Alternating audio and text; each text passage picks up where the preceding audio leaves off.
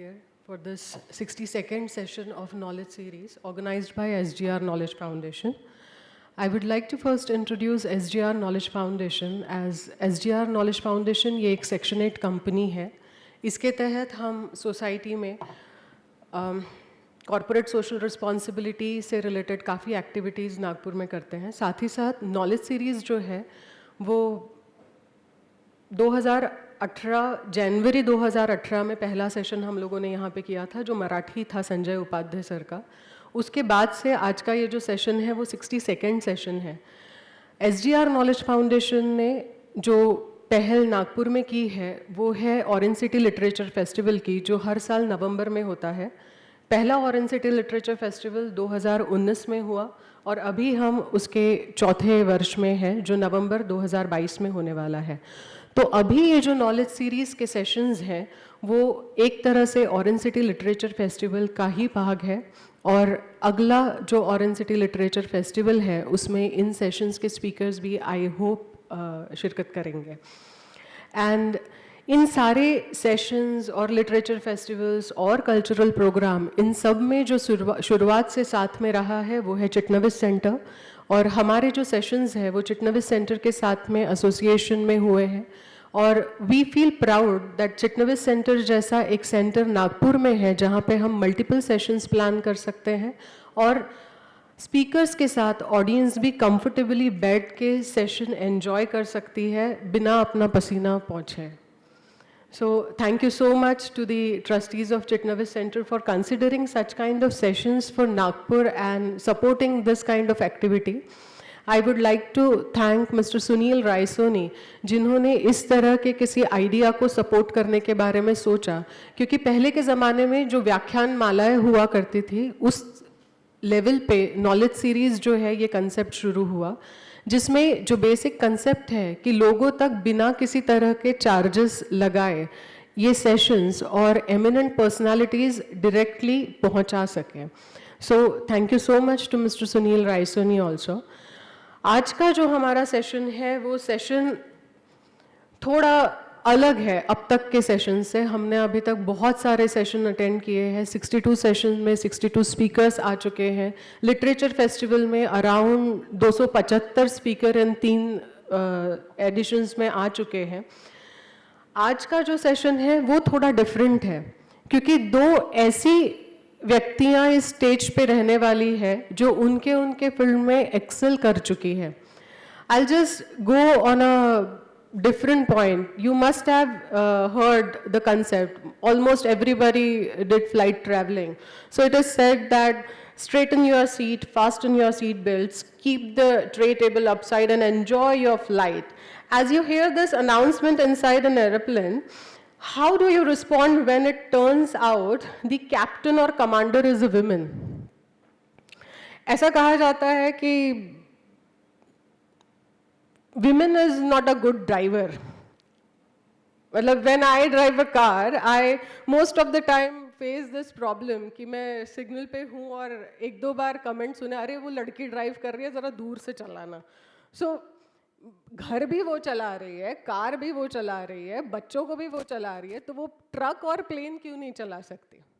So this is something which is to be feel proud. एक monotony जो है वो ब्रेक करने का जो काम किया है वो आज की जो व्यक्तियां यहाँ पे बैठने वाली है वो करेंगी. So I will just go through a formal reading of the profile. So जो स्पीकर है, I am talking about our today speaker captain Manisha Mohan Puri, who feels blessed to be a pilot, a profession that has made her what she is today. Disciplined, focused, daring, fearless, and ready to take on any challenge that life throws at her. Having flown both Boeings and Airbuses as a commercial pilot with Air India, it gives her immense pleasure, joy to talk about flying and related topics. So that's why she is here today as a speaker with us. She is born in Kolkata, brought up in Bhopal and Chandigarh, and having lived in USA during flight training. Manisha has traveled extensively as part of her profession. Today, Manisha, after having taken voluntary retirement, is a mentor to young children and helps them work towards achieving their goals and making their dreams come true. From Sarees to Stripe is her first book, which talks about the stories of such kind of personalities who actually broke the monotony. ऐसा कहते हैं कि अगर आप किसी expert के साथ में बात करना चाहते हैं या उससे कुछ एक्सपर्ट चीज़ें निकलवाना चाहते हैं तो उससे बात करने के लिए एक एक्सपर्ट को ही बिठाना चाहिए, तो ही आप जो उस पर्टिकुलर टॉक का मैक्सिमम चीज़ है वो निकाल सकते हैं. आज की एक्सपर्ट ने मुझे पूछा था कि why me, so I would like to tell her why she is the moderator of this particular session. I'm talking about Flight Lieutenant Shivali Deshpande, who was commissioned in Air Force as a pilot officer for 5 years short service commission. She was in air traffic control, fighter controller branch and worked as an administrative officer and was recognized for public speaking. She was recognized for public speaking. ये आपको अभी थोड़ी देर में पता चलेगा क्योंकि ये बहुत सारे सेशंस बहुत flawlessly conduct करती है. Flight Lieutenant Shivali Deshpande is the first girl in the country who command a passing out parade at the Air Force Academy, which is a proud for Nagpurians. She is a defense expert on many renowned news channels and was a youth speaker in Youth Talks Nagpur, organized by Youth India. She is called for motivation. She is called as a motivational speaker at various forums. She is a founder trustee of Prahar, which is familiar and known name in Nagpur. And it is called Prahar Samaj Jagrati Sanstha, and is a proud owner of numerous awards and achievements. That's why I avoided reading the awards, because list बहुत लंबी थी. Otherwise, we won't get time to attend the talk, because we are having 2 experts, जिनके बारे में अगर पढ़ने जाऊँ तो शायद आधा पौन घंटा वहीं पे खत्म हो जाएगा. So, I'm not taking much time now and will request Neeta Kale ma'am to please welcome our speaker today, Captain Manisha Puri.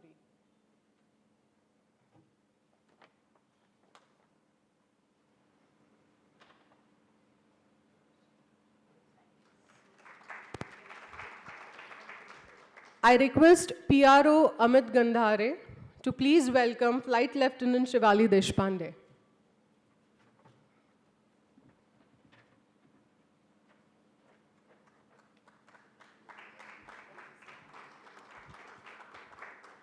And before handing over the session to expert, I would once again like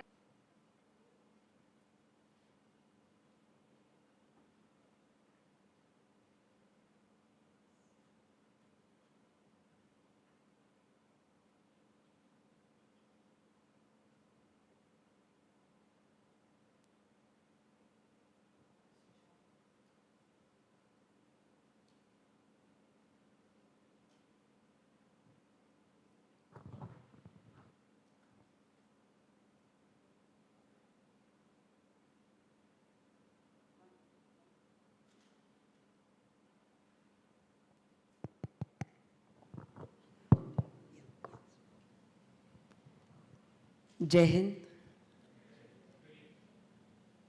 Good evening to the audience. There is a very famous saying. The question is not whether they will let me in. The question is, who will stop me? And that goes very correct for this lady sitting next to me, who has really broken the glass ceiling, who has made her name not only as a pilot, but as a mentor, as a mother, and as a child when she grew up. Yes, I'm talking about Captain Manisha Puri. Manisha ma'am. You know, the moment I spoke to her on telephone, she said, please don't call me ma'am. I said, no ma'am, you're much senior to me, much elder to me, and I should call you with respect. And that seniority does not come from the age. It also comes from the experience. So I'm much younger to you, ma'am. I don't agree, but thank you for giving me that kind of importance. Welcome to the Orange City, ma'am. Well, you see, we are going to talk about your book, From Sarees to Stripes. And this book is an eye-opener. Eye-opener not only for the women per se, but it is an eye-opener for all those people who want to dream big. The youth of the country who wants to really reach the skies, touch the sky with glory, as we say in the Indian Air Force. And, I would like to, when I read your chapter, I specifically concentrated on your chapter when this book was prescribed to me, when I was invited to this program. And Murnal literally pulled me in because I was busy in the camps of Prahar that we every year organize. And pardon me for my voice, otherwise my voice is very sweet. And this is only because of the camps. My first camp got over, my second camp is ongoing. And I have to give lectures, I shout, I yell with the children, I enjoy with the children. And especially because after 2 years, they're coming out. And they're staying away from their parents. So it's all the more hooray for them. When I read your chapter, ma'am, what caught my eye in the beginning was that you've written about your father. I do believe that girls are closer to their fathers. And I'm not only saying this because you were close to your father or I was close to my father. It is because somewhere girls look at their fathers as an idol, as a person who has imbibed discipline, as a person who signifies something called as success, as a person who signifies that he has really excelled in his field and who has done something great. So, ma'am, can you share something about how your father inspired you? What was your relation with your father? How did his life drive you to become what you are today? First of all, I want to thank everybody who got me here, and I feel very happy sitting here today. This is my first trip into the city of Nagpur, though in my flying career, I have overflown Nagpur umpteen number of times and have landed in this airfield lot of time, both from Delhi and from Mumbai, but into the city for the first time. So I feel happy that I'm here and talking to all of you. Sitting next to me is a lady who was an air traffic controller with the Air Force. And I must say, what the foundation actually paired us was fantastic, because a pilot is half without the air traffic controller. So today also, I'm right here, radar vectored by my air traffic control officer, who has done my flights umpteen number of times. And I salute to the Air Force and armed services, because during the years that we started flying in 80s and 90s, the airports, civil airports were not very well equipped with the facilities. And the airfields, when we went to the eastern side, which were mostly manned by the air traffic, Air Force air traffic, Bagdogra, Tejpur, Jorhat, Dibrugarh, even Bangalore at that time. And the kind of approaches we did in the worst of the weather condition, thanks to these people. We got you down on the runway center line with a smooth touchdown, even in the heavy downpour, because we knew that the Air Force air traffic controller has had me on the radar, and I'm going to be safe on that runway. So really, those 80s and 90s, we have seen how the precision approach was carried out through the Air Forces. So we do salute them. We know the country is in good hands. Like she said, glory, and Air Force, the armed services, is a real glory. So I'm very happy. Thank you so I have my better half sitting here. Without this, the aircraft cannot fly. We take permission for engine start from them and for engine shutdown from them. If they can hold us outside the runway and not give us the bay, we cannot shut our engines. So thank you. Grateful to you, And Madam. thank you for the lovely introduction. Coming to my book, yes, I've been in flying profession since the 1986. Breaking the glass door or the glass ceiling and entering a male-dominated profession was not easy at that time. But post-retirement, even during my flying days, I had always thought one day I will write about this. I want to write about this to let people know that we never wanted any profession, we never want any profession gender-based. There is no man, women. If you are capable, you have the personality, you are who you are, you can do anything. And so the women have proved it since 1966 in this country.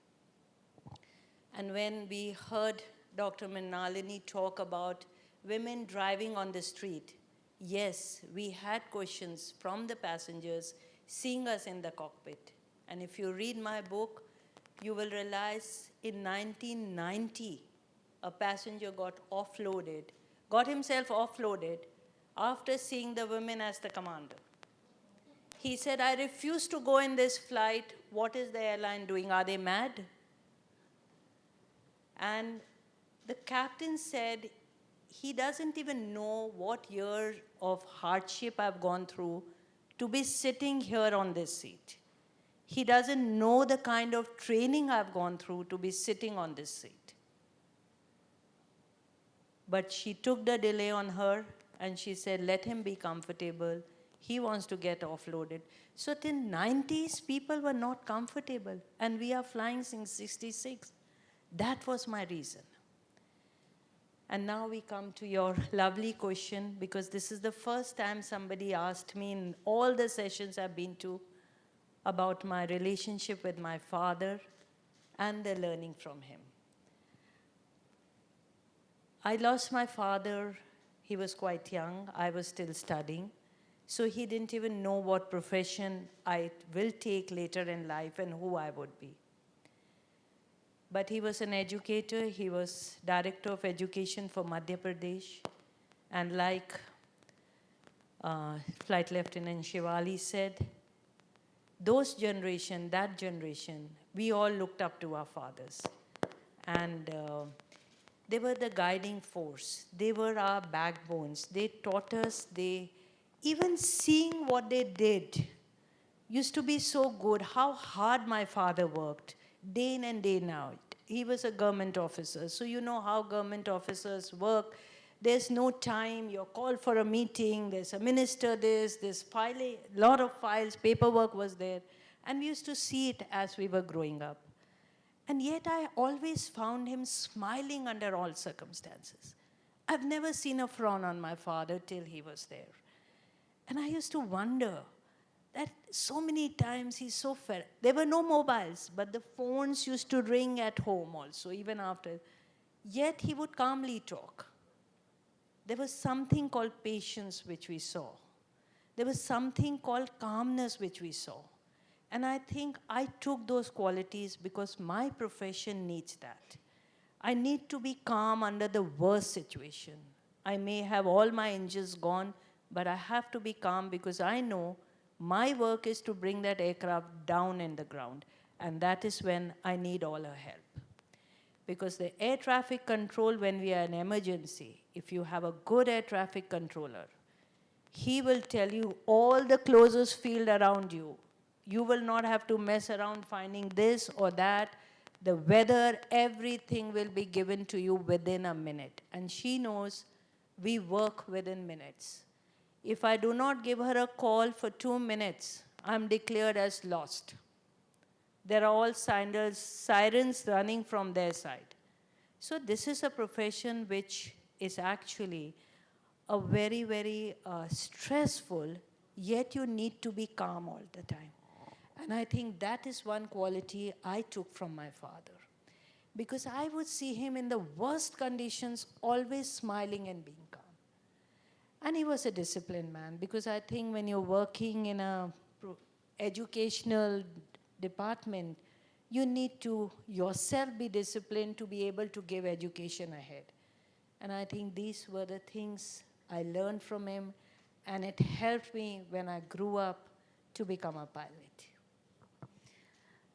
Ma'am, you very aptly said, that when you become a pilot, you require that sense of calmness within you, because you never know which situation you might encounter. Especially when you fly in the Northeast, suddenly the weather might pack up. Suddenly the weather is clear. And suddenly anything might happen in the aircraft.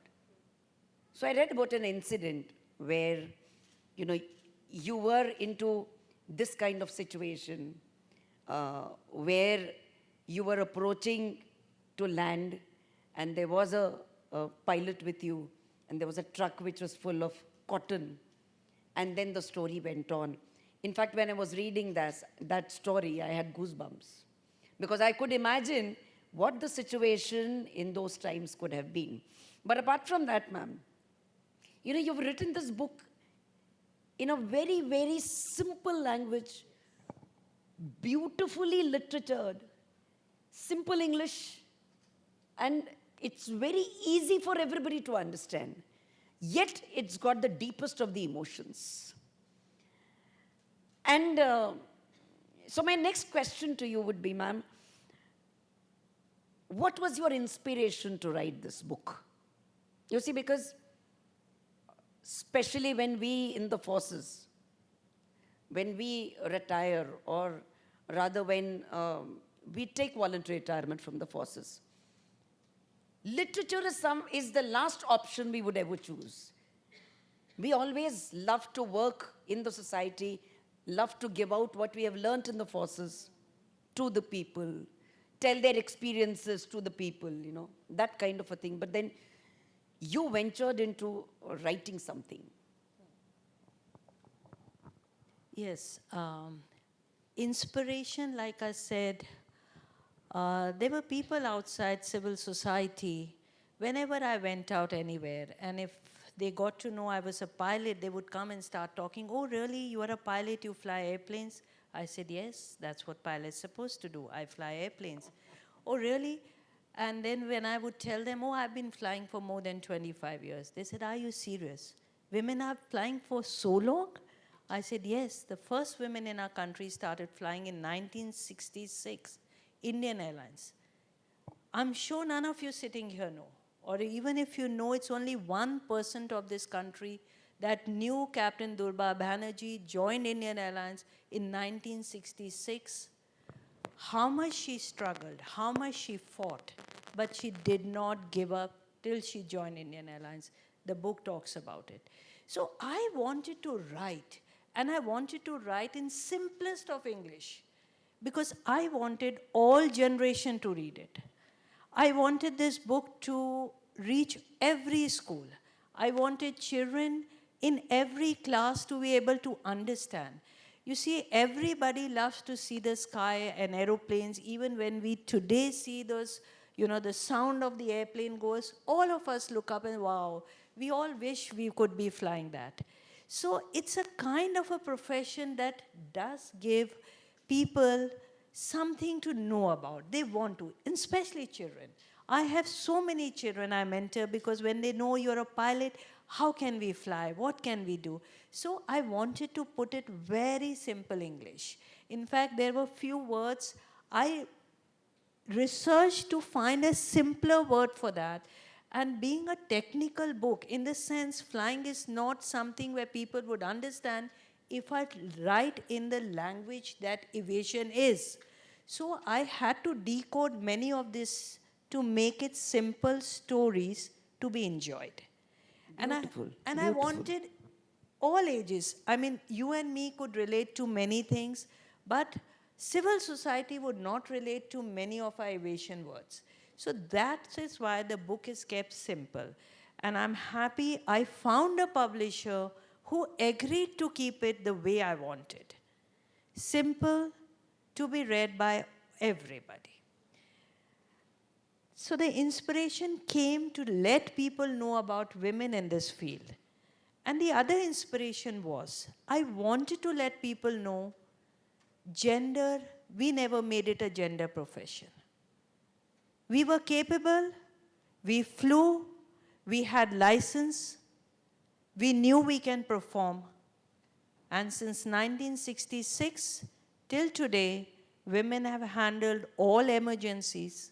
They have flown all aircraft from the jumbos to the Boeings to the latest 787 Dreamliners. They have shoulder to shoulder went every airfield, whether it was the most critical Leh Ladakh or Mangalore or Dibrugarh, Tejpur, where the weather can change within second. I may have taken off, and when I come back, it would be a different airfield. Absolutely. So, that was the main inspiration. And I'm very happy the Civil Aviation Minister, Sindhya ji himself, launched this book because he loved the concept of people getting to know these stories. Superb, ma'am. Ma'am, and women have been flying jumbos, and now women are flying fighter aircrafts as well.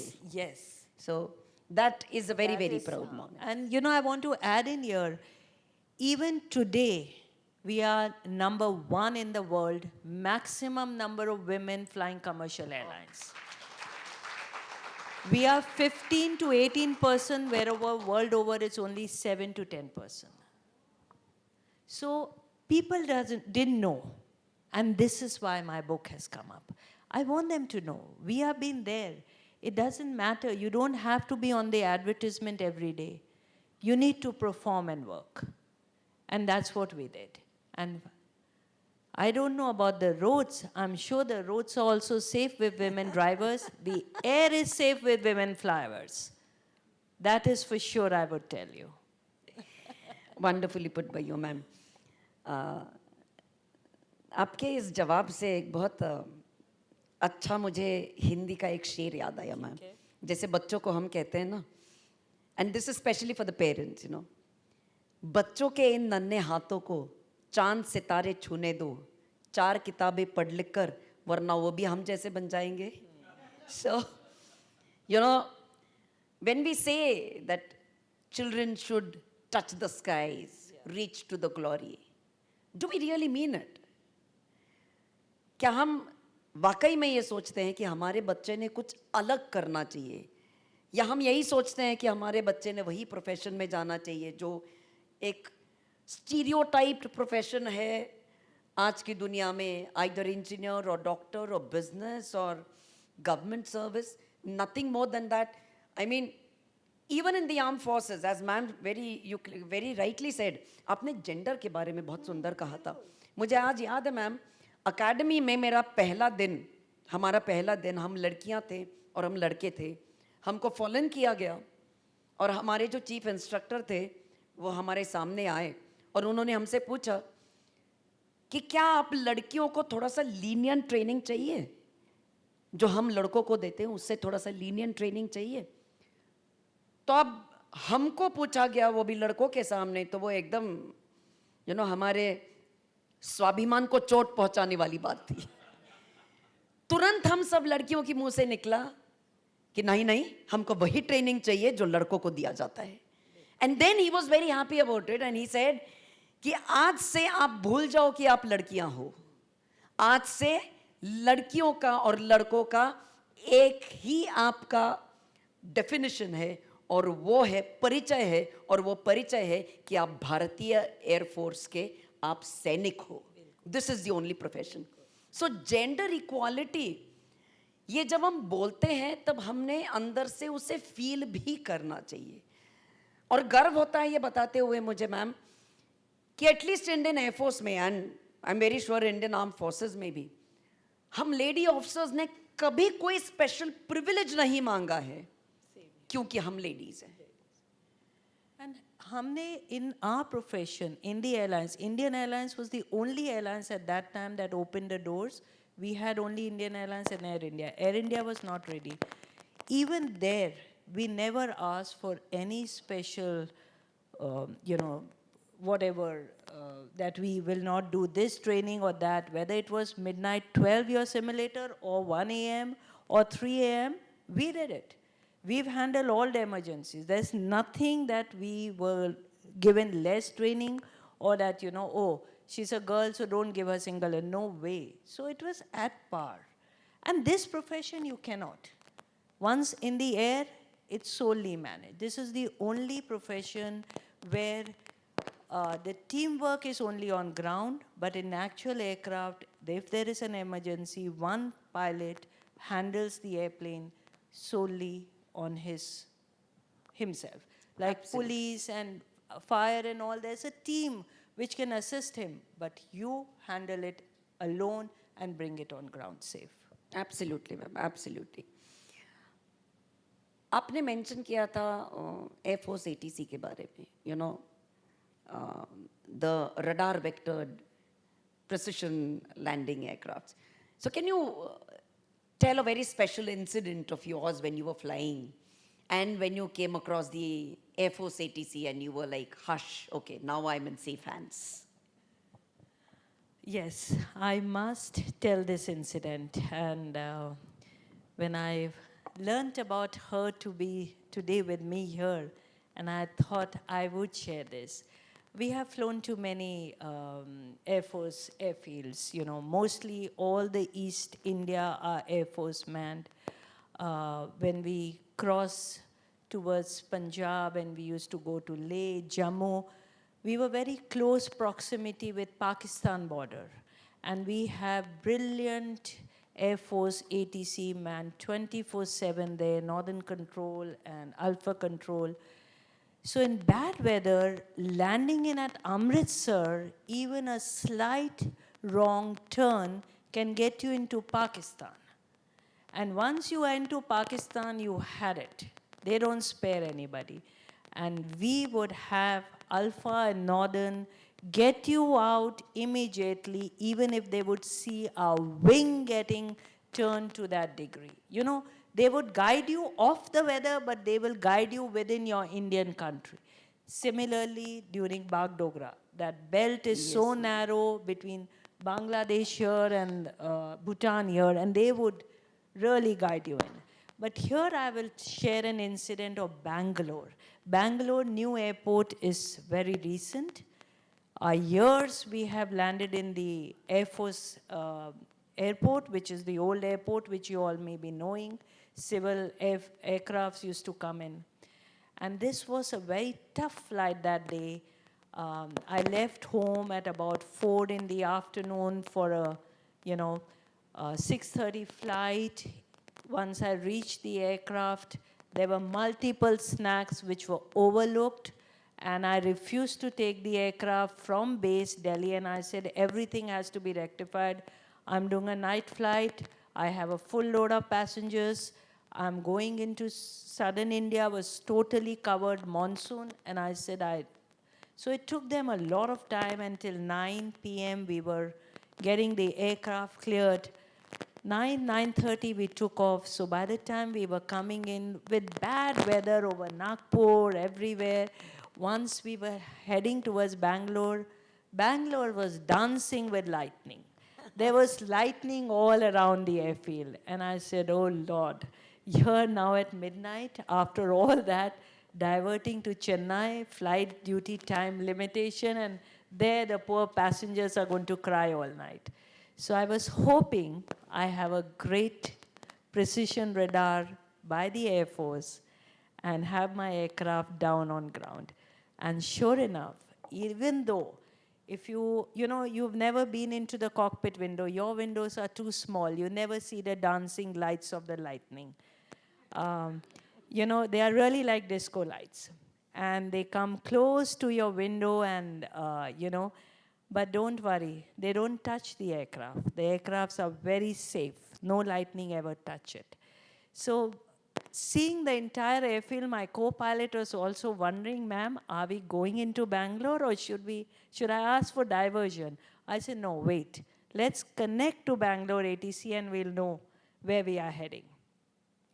And as soon as I got in touch with the radar of Bangalore, and he said, I see flight so-and-so, you continue approach. Bangalore has weather all around, but I have you under radar, and I'll give you a precision approach radar vector for the runway to come from the better side where you'll be cutting most of the weather. And that is what we needed at that time.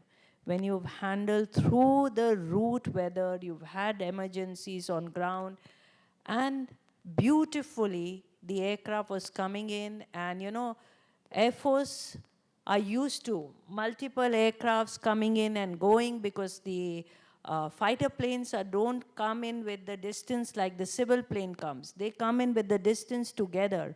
So while I was radar vectored very nicely and I knew I was managing the weather, coming in, I was close to 2 miles short of the runway to touch down. He gives lineup to the Air Force aircraft to get airborne immediately before the weather packs up. And I said, what this guy is planning to do? Am I going to divert now after having a wonderful approach? While he gives the lineup, he tells me, you continue approach, runway will be available to you. He tells his aircraft to hurry up, there's an aircraft 2 miles, and I want runway cleared. This is how Air Force work. They have so much precision within them, between them, and how they handle aircrafts in the worst of the weather. I was 1 mile short of finals.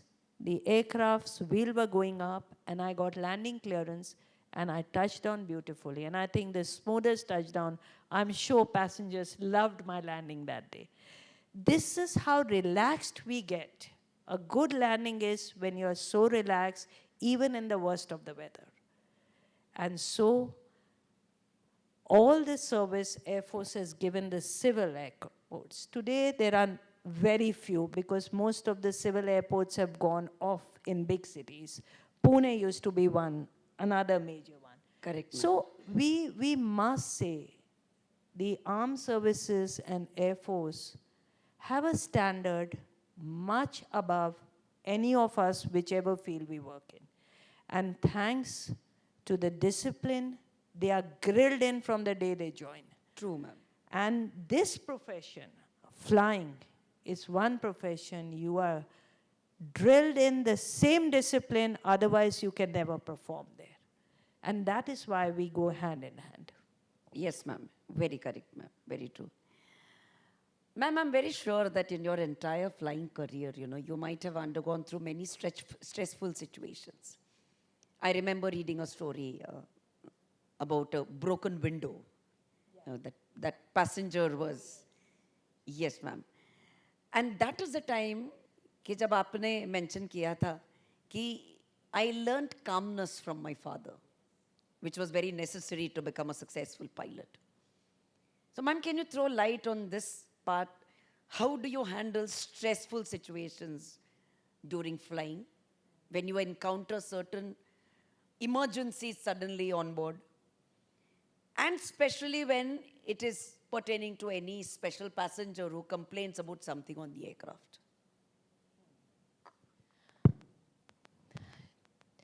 It's a very good question, because, while you all are sitting here, it's not like we want to criticize, but we want people to know. And through this book, there are a couple of incidents about passenger interference.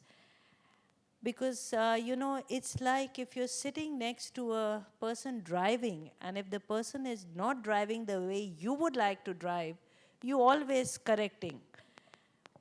But the person who's driving knows that he's going through the traffic correctly.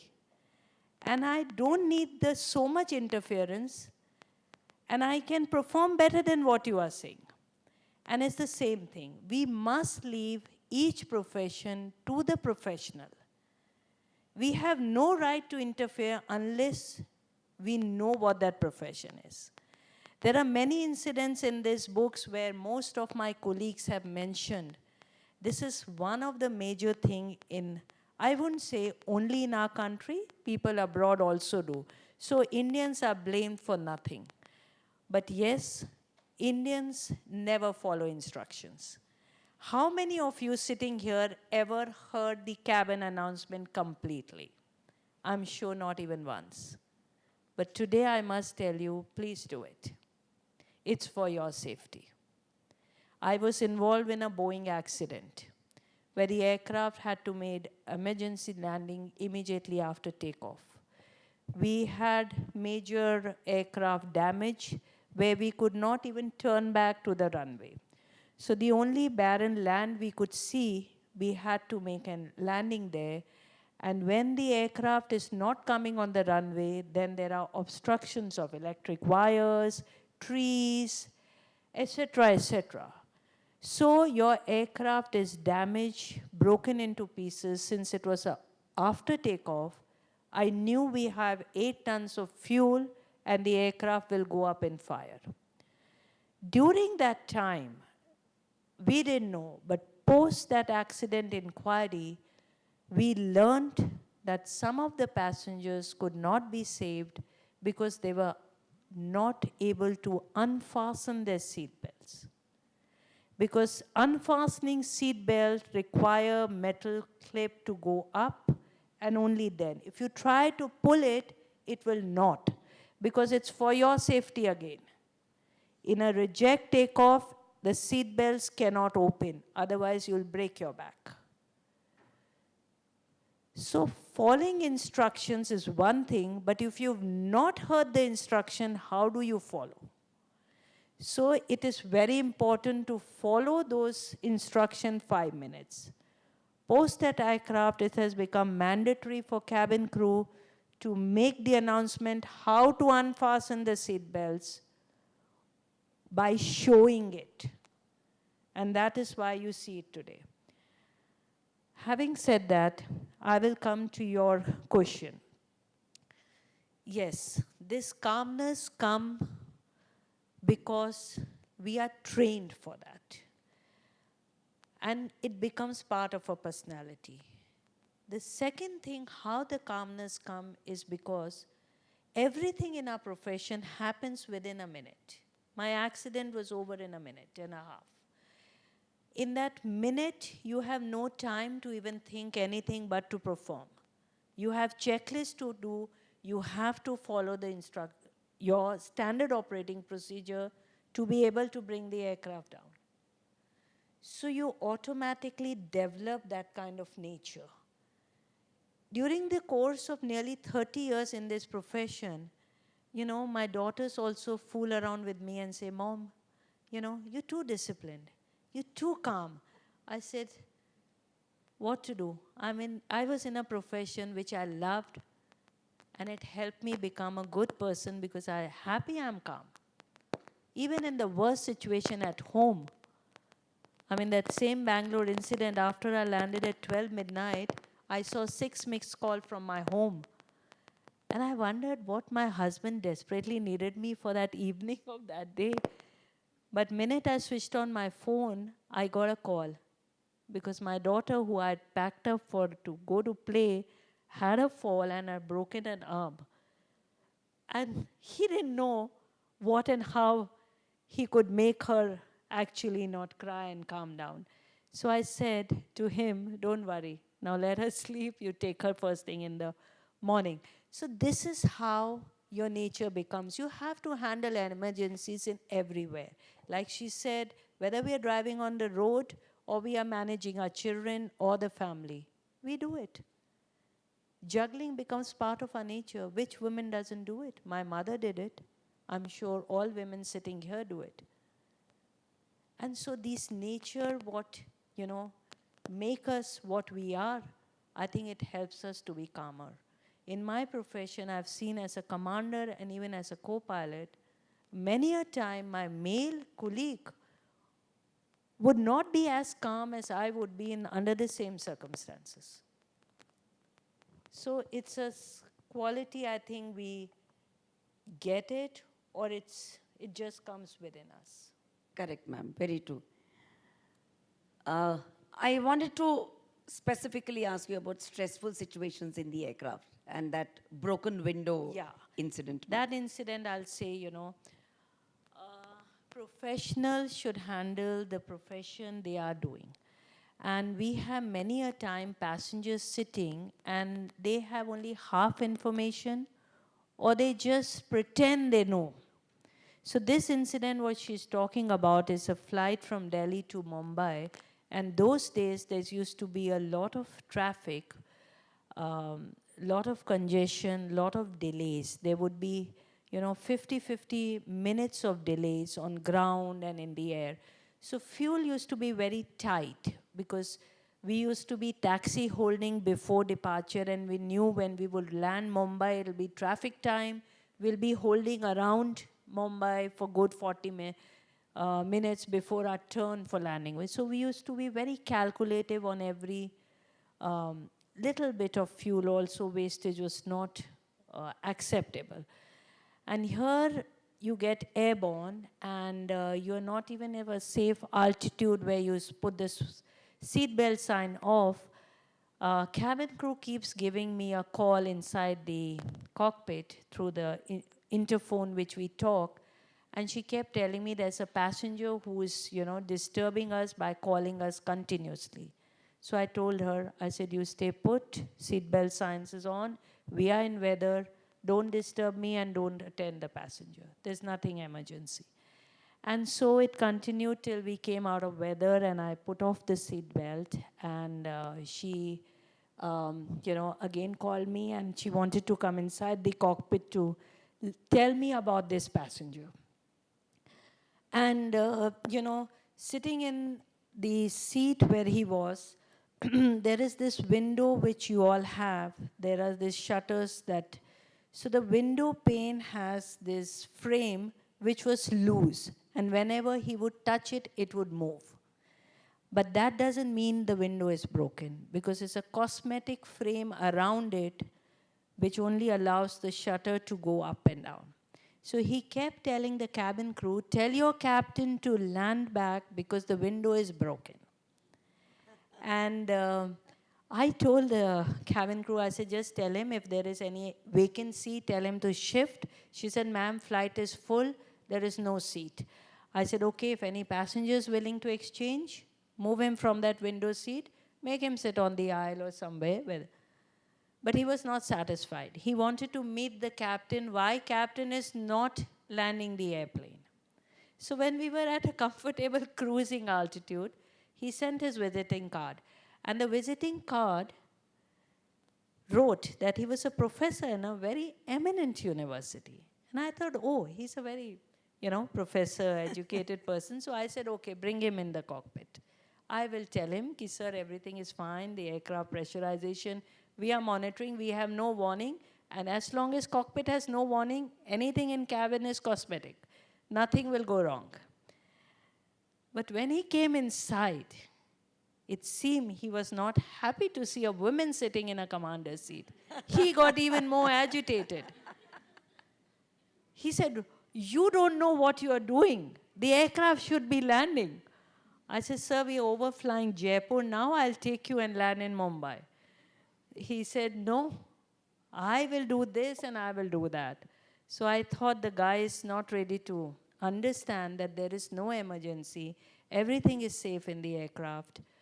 So I told my cabin crew to take him back. In that flight, he somehow managed to convince a young guy to become a reporter, take few pictures of that window pane, and since unfortunately Indian Airlines and Air India always consider that they don't perform. So they wanted to make it as a report that the airline, is flying with broken windows. And they kept disturbing the cabin crew. So finally we took a decision when we were approaching into Mumbai, we asked for security because my cabin crew were fed up with these two people. And sure enough, we handed them over to the security for them to explain, because the young boy was going for an interview and he was not a reporter, which he told them that I was NDTV reporter. Oh my God, oh my God. So, this becomes an unnecessary emergency on board. Handling a passenger who is disturbing the cabin and the cockpit together. And you have to handle your weather, you have to handle maybe an emergency of different kind, which will not be too loud in the sense it doesn't require an immediate landing, but there are many things that keep going in that cockpit. You need to be vigilant. So these kind of things do come up. And all of us are trained to calmly make them sit through the flight, because in the air you can do nothing. We cannot open any doors and we cannot make any unscheduled landing. It doesn't happen. It's not so easy. You may see a runway, doesn't mean I'm allowed to land there. We need permission. We need clearances. You just can't turn and say, oh, I will land here. No, this doesn't work in aviation. It is all planned well in time, maybe a day in advance for civil aircrafts. That's why we are so many up in the air, because each go up with a planned flight plan. We cannot just plan and say, oh, now I feel like turning here and I will land here. No way. So it's not easy to divert. If I have to divert, I have to take permission from not one, two, or maybe three air traffic controllers. Whether I have permission to turn, and she would tell you how much traffic is there. Sometimes you cannot even turn, because there's a traffic on right and left and you cannot turn. So while passenger might think that runway is going and you can land, he doesn't know I cannot. I need permission to land.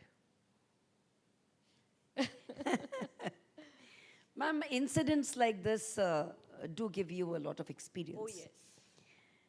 And I'm very sure, very beautifully put by you, that, when we drive on roads, it's very easy for us to just get off the road and halt at any time, at any place, if we feel so. And similarly, like passengers feel, that immediately the flight should be landed. So it's very easy to land at any airport that they see. People used to ask me the moment I joined the ATC in the Air Force, they said, oh, so you're a policeman in the air. You're a traffic police in the air. So, I had nothing else to say but to say yes. Yes, I'm a traffic police in the air. That is what I do. Ma'am, in your book, you've spoken about young lady pilots. And young lady pilots who've really done pretty well. They too have faced a lot of challenges. And I've gone through a chapter especially of the two daughters of Captain Devi Sharan, who was a pilot of IC-814, which was taken to Kandahar, the hijacked aircraft. And their story is really very, very inspiring, very wonderful. And I think that all aspiring lady pilots or girls who wish to become pilots should go through this entire book, because there are stories that ma'am has put in her words about lady pilots, challenging stories, beautifully put, and stories that really give you goosebumps. So ma'am, if you could throw light on, how these young lady pilots are making their mark in this millennium. And I guess it was 2 years back or a year back when we heard of an all-lady crew aircraft that flew from North Pole to, Breaking the world. they really broke the glass ceiling and they made big in the news. Yeah, but I want to correct here that you heard now, because today social media makes it, reach every part of the country and the world. But we make the world record since 1985 in India. The first all-women flight in India was in 1985. And can you imagine the sectors? Lilabari, Johar, Dibrupur, the most trickiest. It's easy to land at Los Angeles or Bangalore or Delhi than to land at Jorhat, Lilabari and Dibrugarh. True. Ask her. True, ma'am. Those are Victor Mike field on a jet aircraft. When you have to see the airfield, you have to know what you are doing. You have trees on one side, mountains on one side, weather on one side. You have no aids available whatsoever. We have flown under conditions where our aircrafts had no aids, where our ground had no aids, but we made landings. And these are women pilots I'm talking of. So the first women flight we made was in 1985, but nobody talked about it, nobody did. Since then, every March, 8th March, we are making all women flight since 1985. Captain Zoya's flight, which was talked about, the Yes, North ma'am. Pole, that again women pilot have made the history in the world because that's the first flight of all women which has come over the North Pole. Now, why suddenly North Pole becomes a world record? Because flying closer to the polar regions have a lot of effect on the aircraft. And so closer to the magnetic field, we have many problems that can arise to the aircrafts. That is why aircrafts don't fly close to the pole. To make it the shortest route, this flight was done. Since it was the longest from San Francisco to Bangalore, to get the fuel in place, the shortest route was coming via the poles. And the challenge was taken by our director, flight safety, who was also a woman, Captain Nivedita, who's part of my book.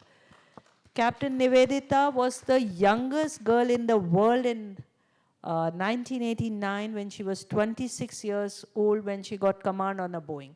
So this book covers many ones which women have gone through from the 66 to the millennium. The book starts from the 30s, how women have started, and goes up to the millennium. The story she's talking about, I'm sure most of you know that we had our aircraft hijacked by the terrorists to Kandahar. Captain Devi Sharan was in command. I was also flying that day. I was doing a Bhubaneswar, Delhi, and he was coming in from Kathmandu, and we realized in the air that something amiss. There's something wrong with Devi's flight. But those days, facilities were very, very less. The radar was not there on board the aircraft. Post that, the radars have come onto aircraft. But the flight actually could not be stopped in Amritsar, where he did a very good job of bringing the aircraft down first. And then, since the government could not plan how to get hold of the terrorists, it finally flew. And they wanted it to land at Lahore, but it was not allowed, and so it went to Dubai, and Dubai did not want the aircraft, so it came to Kandahar, and that was their final destination. The terrorists wanted the aircraft in Kandahar or in Pakistan.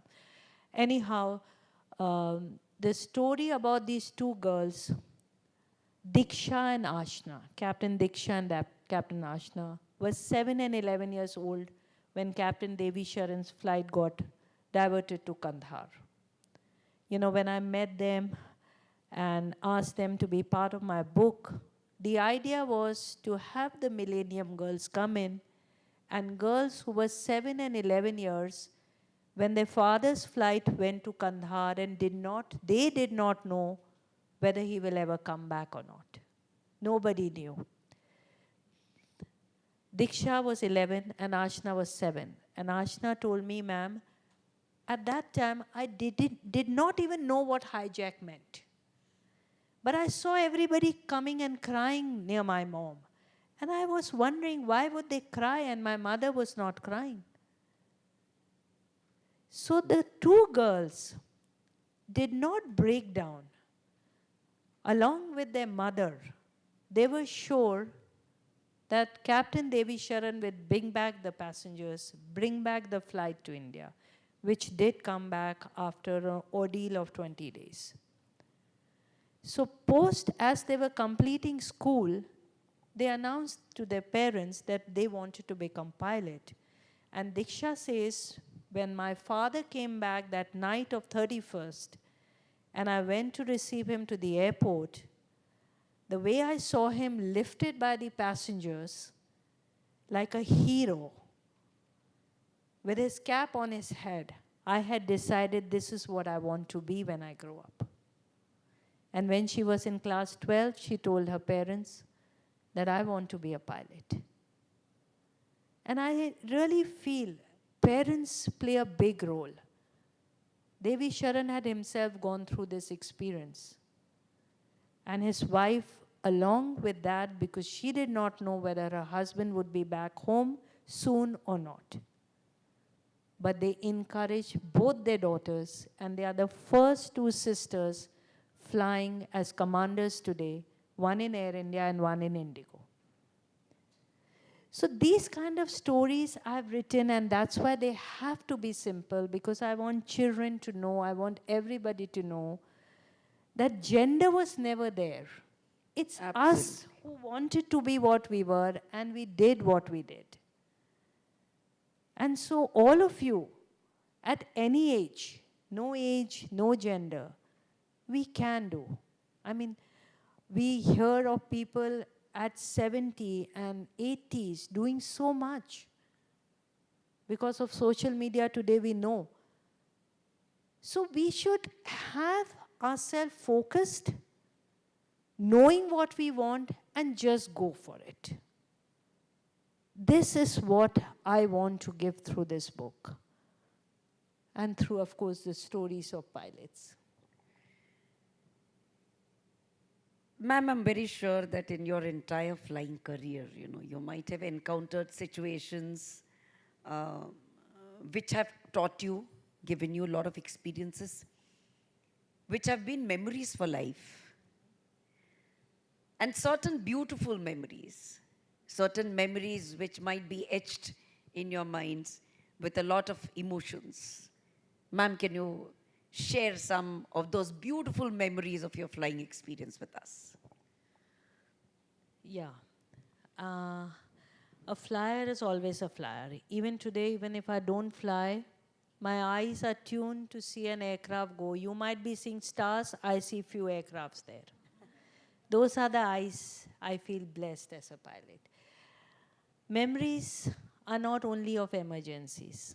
Memories of the lovely experiences which we have felt from our heart and seen from our eyes. The power with which we take the aircraft up, it's so beautiful. The feeling of getting airborne is just amazing. My first flying school day feeling is still with me. And that was the first experience. I just got scholarship by luck, and it changed my life. I knew this is it. What a feeling. And then we are like a little bird up there. We can look down, but you don't know who is looking at you all. So, it was a feeling that we could actually be birds. We learned flying from the birds. The aircrafts came up because of seeing birds fly, and that's how the aircraft got designed. Though for a pilot, birds are not friendly today. Yeah, if bird hit my engine, I know it's gone. And I'm left with no engine. So, though we learned flying from them, we tell them to stay away from us. So we have some beautiful, I have seen the best of the rainbows, the best of the sunrises, the sunset. People travel miles. I would see a beautiful sunrise every morning flight when I lift off. And I would say, oh wow, I'm so blessed. The things I've seen, I'm sure none of you can even imagine. The sky is overcast with clouds. If a passenger would come into the cockpit, would got scared. Oh, what's the captain doing, sitting and having tea and look at the clouds. And I knew the minute I'll take my aircraft up there, I will see that beautiful sky full of lovely stars. This is like, you can only imagine in science fiction, but I've actually seen it. And I made my husband sit once in the cockpit, and I told him, I said, you see nothing? These are clouds, not water. These are clouds. And minute I'm going to get you out of this, you see beautiful sky with the stars you can never see on ground.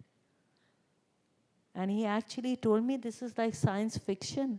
I said, no, this is reality. And I'm lucky I can see it, you don't. And then another thing which I can boast actually, Shivali, is my office is in the sky. My cockpit is my office. And this is the only profession I don't bring it home. When I pick up my flight bag at the end of the day, my work is over. I park the aircraft, say goodbye to it, and see you in the morning, but my work is over. My husband is all the time mad at home with the phones. And I'm happy at home because I have no work at home. And when I go for work, I'm enjoying because I see beautiful sunrise, sunset, moonrise, stars, and rainbows. So I think it's good memories that I carry till today. And I think till I live. Absolutely, ma'am, absolutely. From saris to stripes, what next? From saris to stripe is the caption where I have bought the lady, first lady in the 30s who flew in sari. Keeping the Indian tradition, we have reached the skies. And the next would be stories from my office in the sky. Superb, ma'am, superb. What else can we dream to get from Captain Manisha Puri? Ma'am, it has been a wonderful experience talking to you. And I'm very sure that ma'am has inspired many of us and many of the young girls sitting behind. You will surely dream to become a pilot in the Indian Airlines and touch the sky with glory. Ma'am, it's been a pleasure. And once again, you know, with this note of welcoming you to the Orange City, I would definitely like to say that we would like and love to listen to your more stories, more interesting stories. And regarding your next book, yes, of course, we would be, I guess, if Dr. Mrinal agrees, we would be the first ones to organize a talk like this on your next book, ma'am. Thank you so much, ma'am. No, You've been thank very, you. very wonderful. Thank you so much for having me here. And audience, I'm sure you all have enjoyed. But I have loved sitting with Flight Lieutenant Shivali, and the way she moderated the session was so wonderful. It's like you gave me my radar, Victor. Thank you, everybody present here. And I hope we both did give you some inspiration to be in aviation, whether in the Air Force or in the civil. It's all fun. You can still do it. Ma'am, you can still do it. Women, yes, we can take you on those small planes and make you touch the aircraft and make you feel flying. Yeah, those are beautiful. Yes, it is. Yeah, I think the crossword has anybody. Yeah, come. It's there. It's there. Yeah. Uh, Once again, thank you so much. I don't have more words now to ask anything because I'm sure many of us are clear about so many things. But then also, time is not permitting much, but yes, we can take one or two questions if anybody has. अगर कोई कोई सवाल पूछना चाहता है तो एक या दो सवाल हम ले सकते हैं.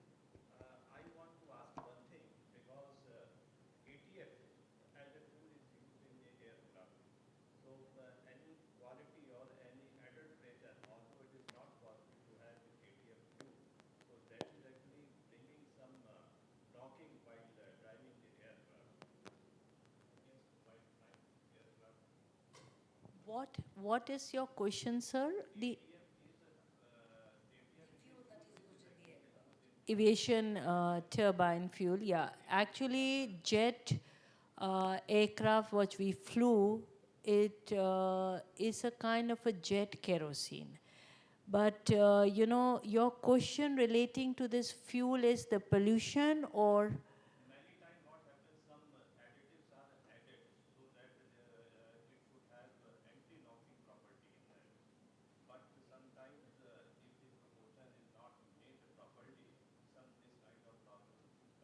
Yes. these are specifically gravity fuel where there is certain numbers to each fuel which is there. If they are not correctly there, then icing can take place in the fuel at our cruising altitude. So though aviation kerosene are very not environmental friendly and polluting, today Boeing and other big companies are trying to make fuel from sustainable products which are still not out in this thing. The Airbus is just experimenting. Because when we fly at altitudes, there is complete icing there. And if the fuel is iced, then we conk off. Our engines are gone. So we need to have that gravity where our fuel is like the fuel you put in the car all the time. But ground is different. Air at levels we fly are all minus 50s. We don't fly anywhere lower. And so the aviation turbine, actually, where we're flying the jets, they call jet kerosene. They're all specific numbered. Jumbo will have a different, Boeing will have a different, Airbus, and these are specified where the engineering look into this. We only sign on it, and the engineering will make sure that specific is refueled in your aircraft. So those things are very technical, and they are not easy that we can change them because they need to go into a lot of testing.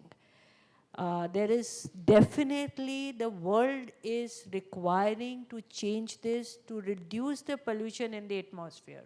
Half the problem we have because of the air traffic increased over the years, there is so much pollution in the atmosphere. And that has to reduce while improving our fuel, this aviation jet fuel.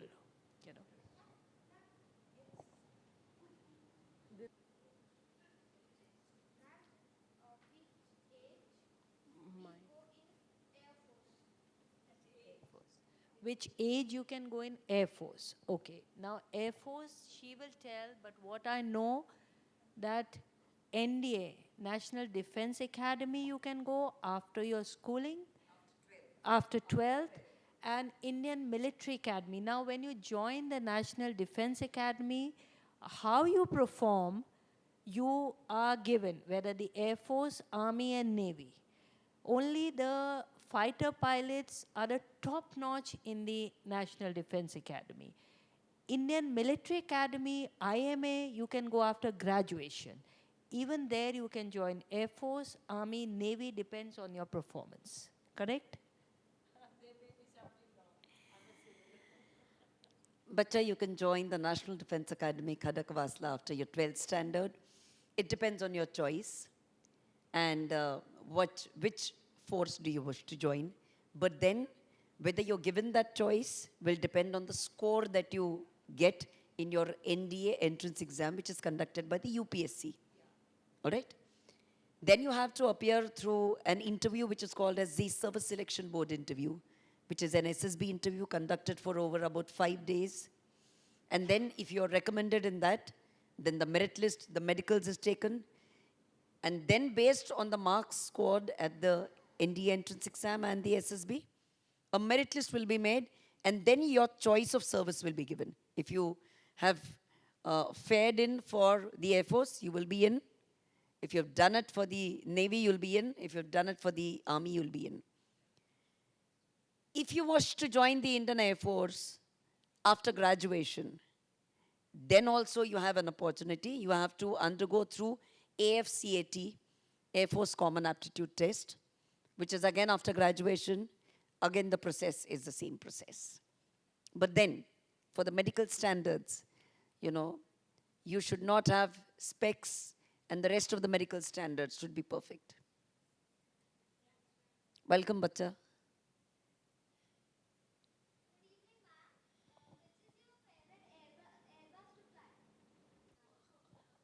My favorite Airbus is the Airbus 319, 320, and 321. We were becoming the pilots, we were called Airbus family pilots. We were certified to fly this. 319 is smaller. 320 is little bigger. 319 would have 126 passenger. 320 would have 156. And 321 will have 200 passengers. And I would love all three of them. Yeah, all Airbuses I love. They're good to fly, fun to fly. Yes, ma'am, please.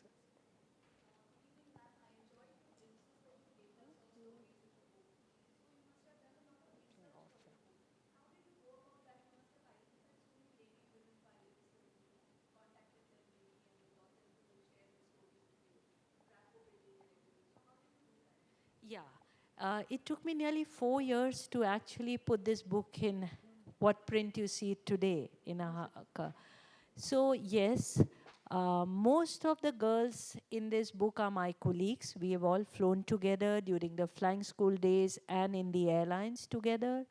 Captain Salla Tukral, the first woman I have written, I met her when she was 93 years old, and she gave me all her stories. In fact, at 93, she was so active, she dug out her suit trunk, you know, those old type trunks, and she pulled out her diaries, which she wrote in 35, and she gave them to me. Unfortunately, she's no more. She did not see, and I promised her, Salaji, I will put this in paper, and one day people will read about it. So, you know, um, I've met everybody except Captain Prem Mathur and Durba Banerjee, who they were no more, but their nieces and nephews helped me. They gave me all information, all the material they had, including the pictures. The other girls are all my buddies. I gave them no choice. I told them, you created once, let us all put them together in a book for India to know women have created how many ones in this field. And so most of them you'll read first mother-daughter pair in the world, in India. Captain Anila in Flying in 80, and Miria is my new millennium girl. So she's flying 777. They're the first mother-daughter pair in the world. First mother-daughter pair. And both flying the big jets. So these, all of them have been taken from all of them. So it took me time to actually interact. Then I recorded, then I decoded, then made them in stories, got them approved from them that I've not twisted any date or, you know, and then it came into print. Last question.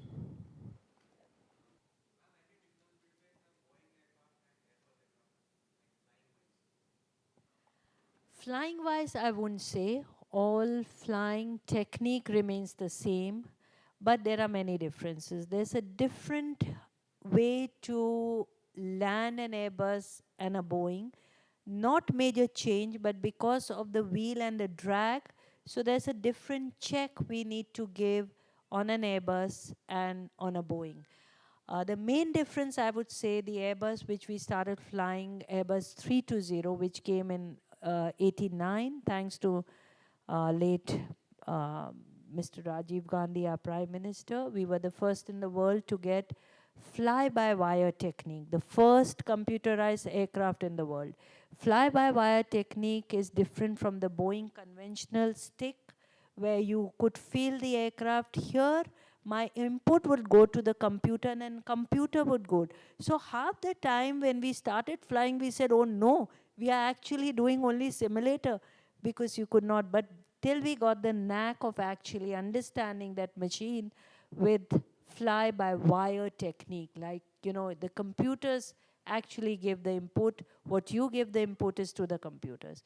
But then once you, then most of my years I've flown the Airbuses, so I enjoy them. And I really enjoyed them. Boeing we started, but then the Airbus is what we flew, because most of the airlines today fly Airbuses. Yeah. Thank you. Thank you once again, Shivali ma'am, Manisha ma'am. Once again, thank you to the audience present today. Thank you to Mr. Sunil Raisoni. Thank you to trustees and the people here in Chitnavis Center. Thank you so much.